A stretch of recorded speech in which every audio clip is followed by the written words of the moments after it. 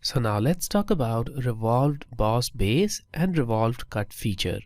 So for that, once again, I'll go to sketch and I'll start with the front plane. So I'll go to sketch and select the front plane.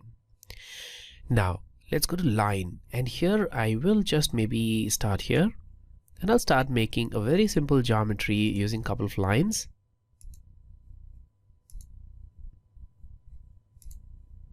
And there we go. Now, as you can see, there is a bit of distance between the origin and this line, and I'll maintain that distance. Now, I'll go to Smart Dimension, and though you should try to add all the dimensions when you are making a real drawing, completely all the dimensions and all the geometric constraints should be added, but in this case, I'm just doing it for example, so I will only add a few of these. So that one was 20, and so is this. And I'll leave rest of the dimensions. Now I'll make the axis line. So I'll go to this here and select center line, and along this I will make the center line. Alright, so we have this sketch and the center line. Now I'll exit the sketch and I'll go to features. Now I've deselected this thing using escape key, and now I'll go to revolved boss base. Now you should start with selecting the sketch, and the sketch is this one. So click on any line of this sketch, and not only the sketch but also the axis will be selected, and this is what we are going to get. So as soon as you make the selection, SolidWorks will just figure out this axis of revolution as well, and it will revolve this feature. Now in order to see what we have here, I will first change this parameter, which is the complete angle. It is 360 degrees. Let's make it 270. In tab key. Now in this case, this sketch has started revolving. So this is the sketch we started with, and it has started revolving about this line. So now once it started revolving and it revolved to about 270 degrees, we got this.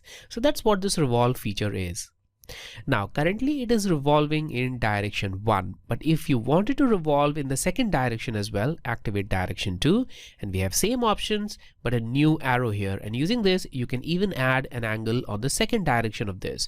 So along the first direction of sketch we have 270 degrees, and along the second direction we have the 52 degree angle here. So you can select both the directions, or you can just leave one of these directions active. And in this case, this single angle value will control the complete revolved feature.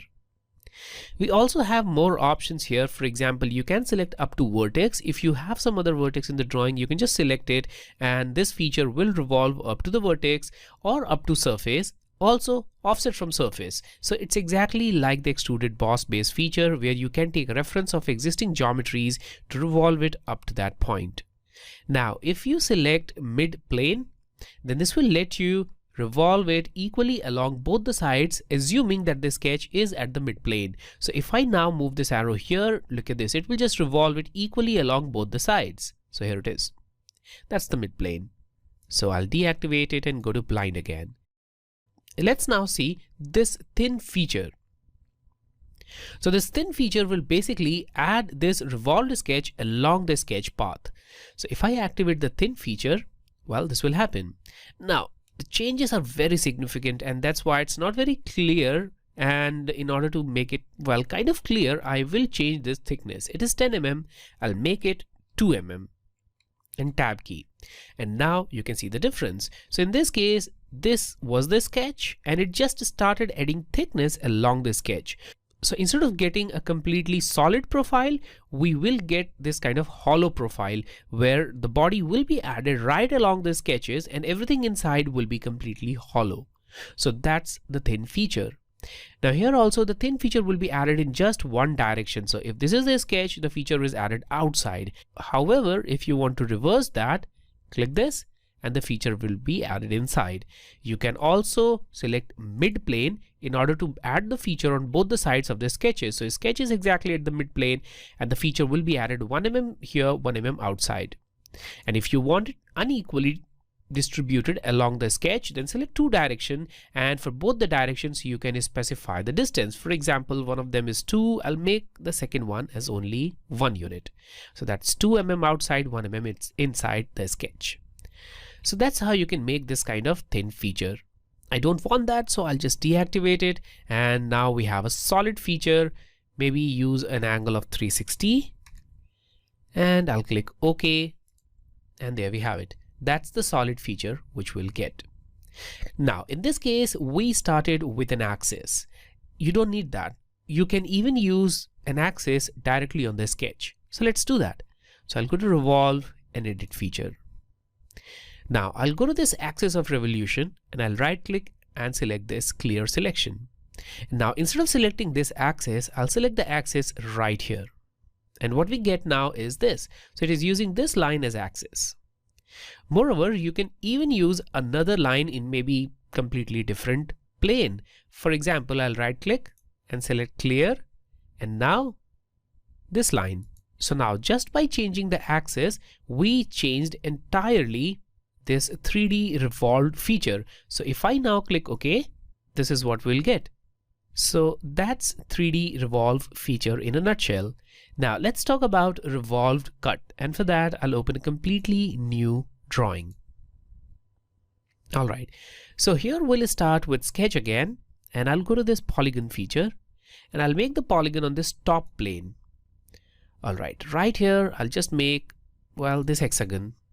I'm not going to constrain it or add dimensions, so I'll exit this out. I'll go to features and extruded boss base feature. Now let's extrude it up and click OK. So this is, well, pretty normal. We have got this kind of extruded feature. Now let's go to sketch again and sketch, and I'll now add another sketch on front plane. Alright, so I'll go to line tool, and here I'll start maybe here, and I'll add, well, several lines. So this and then this, and here I'll make an arc. To make it, well, I'll just move my cursor back to this point so that it converts into an arc like this. Well, this is not the way I want, so I'll go to this point again and move it out here. Now that looks much better. So there we have it. Now maybe this point, then this, and I'll now make it kind of like this, and here, and once again an arc. So I'll go to arc here, just move starting to the starting point again, and maybe up to this midpoint. Then I'll move it out, and I'll go all the way up and connect it with this. Alright, so we have the sketch. Now let's make the center line. So I'll go to center line and I'll add one right using this as the center. Alright, so this is what we now have. I'll exit the sketch, and once again I'll use a revolve feature, but this time I'll use revolved cut. So I'll go to feature, and now the opposite of this revolve boss base feature is revolved cut. So this will basically remove the geometry. Revolved boss base feature added geometry. This will just remove 3D geometry. So I'll just select this as sketch, and it automatically selected this axis because we've already added it. If not, it will prompt you for axis as well.